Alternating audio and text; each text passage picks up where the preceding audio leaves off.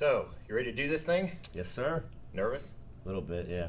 Yeah, that's normal. Everyone feels a little bit anxious at this point. Yeah. Once we get going, people usually just relax and start to chill out. Yeah, I get Any specific questions that you can think of? No, nothing really pops in my head. More so just kind of excited and ready to Ready to get over it. You've been thinking about it? Yeah. The days come and now I'm just like, all right, let's go, you know? Good. Well, what we'll want to do is take some good pictures and then draw on the plan and go over it, make sure that we're both on the same page with everything. Okay. That's really important so that we both have the same expectations. Okay. And then, of course, at the end of the day, we'll go over all the post-ops, so I don't like to go into too much detail at this point because it kind of just distracts us. Okay. Sounds good to me.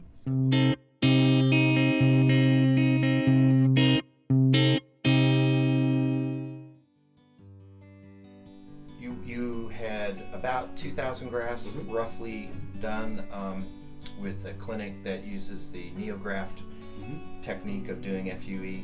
Correct. And did you have any problems during the procedure that you remember?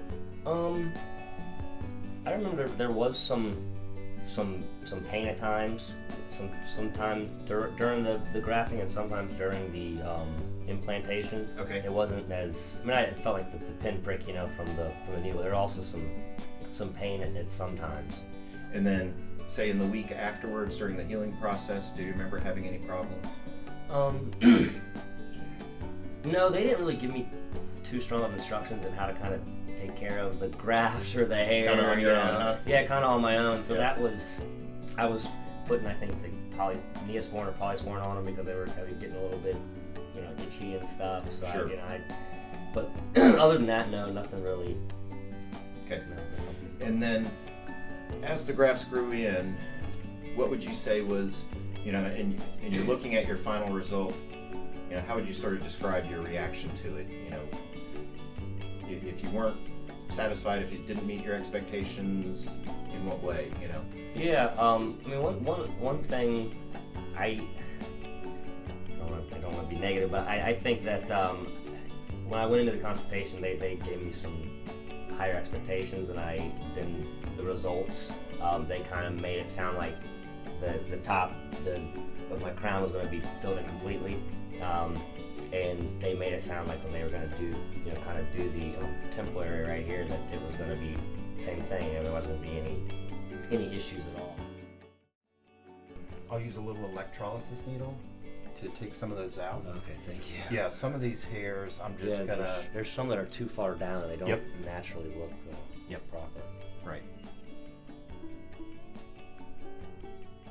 You know, we have a dominant eye, and so when we just look at something, you may draw a line you think is symmetric, and then you reverse it, and you go, "Oh my gosh!" Right. That was really crooked.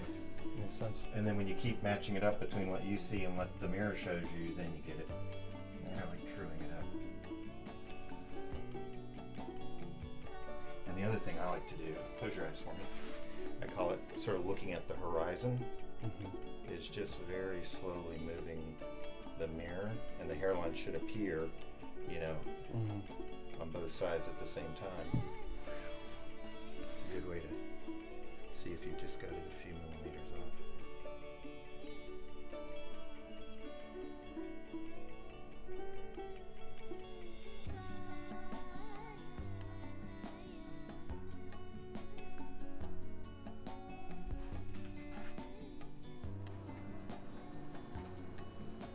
Nice to see it at length so you can see the flow. Exactly.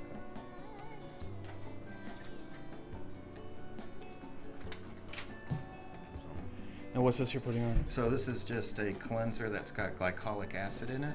Okay. And what it helps do is kind of strip the surface a little bit and make the surface super duper clean. Okay. Did you wash and inhibit cleanse this morning?